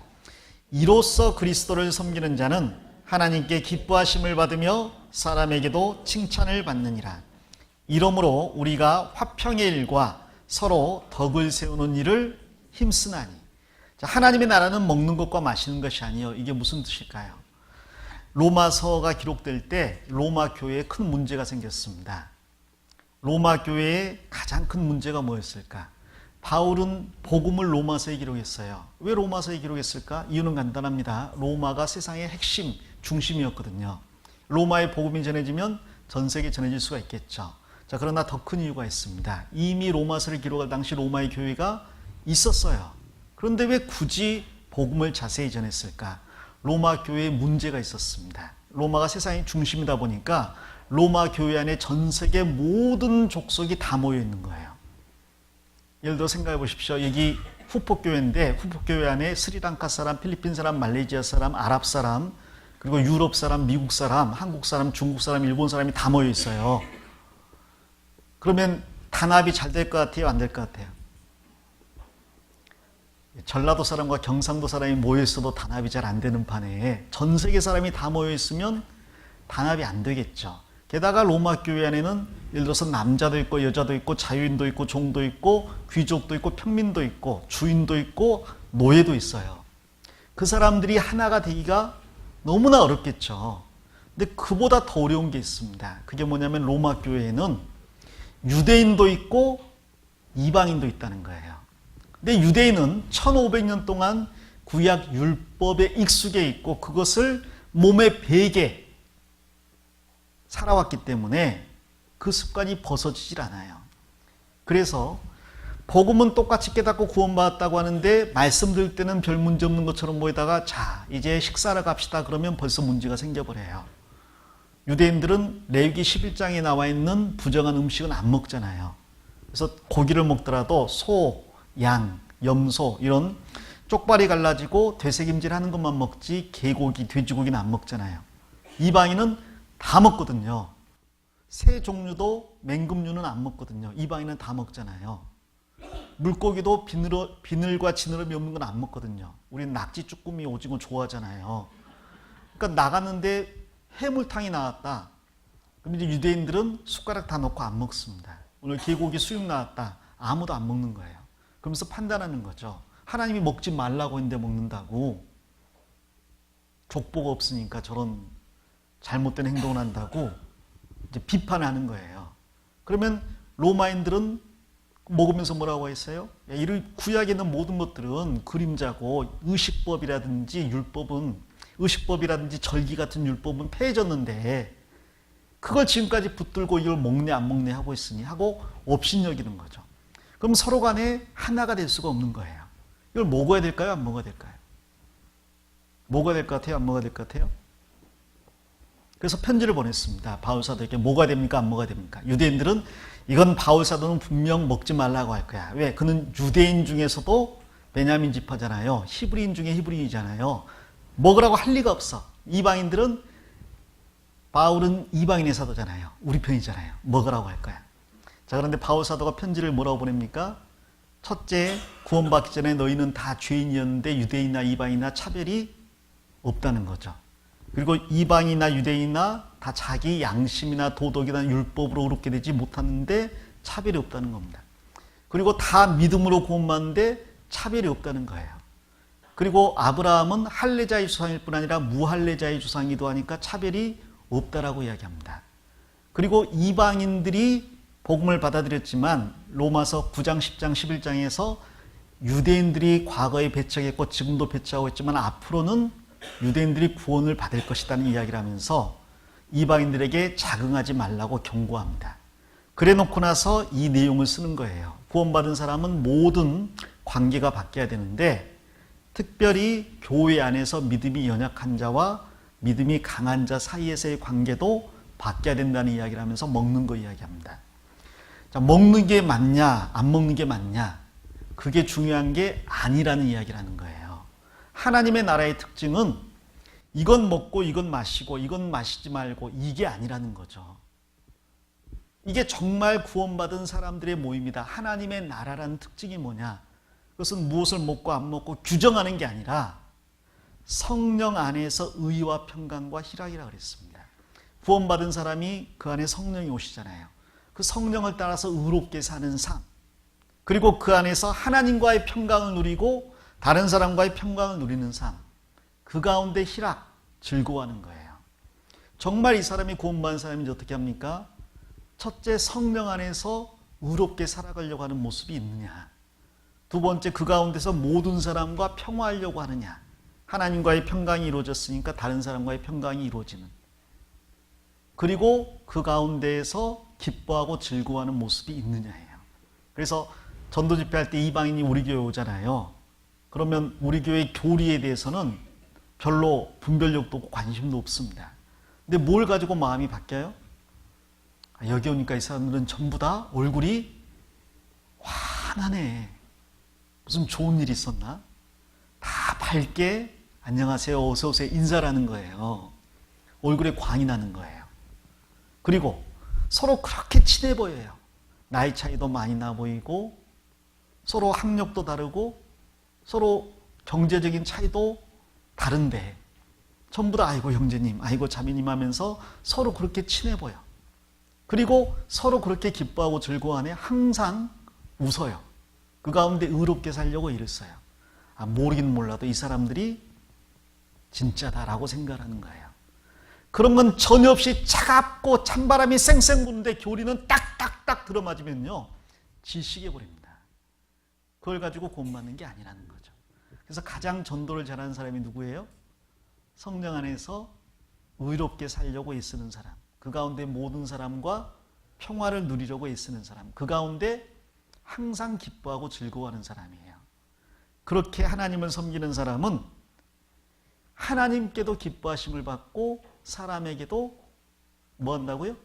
칭찬을 받는다 그랬어요. 근데 그런 거 없이 차가운 얼굴을 하면서 자매 그러면 돼요? 레위기 11장에 형제 로마서 이러면요 그건 하나님께도 기뻐함을 못 받고 사람한테도 칭찬 대신 비난받고 욕먹습니다. 그래서 우리가 정말로 힘써야 될 부분이 바로 이 부분이라고 생각합니다. 바울 사도는 감옥 안에서 가장 궁핍한 가운데서 오직 그리스도로 말미암아 기뻐했습니다. 자기 자신은 전혀 없었습니다. 그리스도와 복음이 드러난다면 나는 그것으로 기뻐하겠다. 그것이 그가 참된 그리스도인이요 사도라는 것의 증거였고 추천장이었다고 할 수가 있습니다. 그리고 하나님은 그런 바울 사도였기 때문에 귀하게 쓰셨어요. 자, 우리 시대 우리가 마지막 복음을 맡았습니다. 우리도 복음을 전하기를 원합니다. 아마 5월달에 집회 있는 교회들이 많을 겁니다. 어떻게 우리가 복음을 전할 수 있을까? 성경 가지고 가서 한 구절 제대로 설명을 못해도 괜찮습니다. 얼굴의 기쁨을 그리고 모든 형제자매와 화평을 그 가운데 의롭게 살려는 모습을 보일 때 정말로 많은 사람들이 우리를 보고 이 사람들이 진짜다. 참 하나님의 백성이다 라고 외치게 될 거예요. 우리도 그런 삶을 살기를 같이 기도해 봅니다. 자, 기도하겠습니다. 하나님 감사합니다.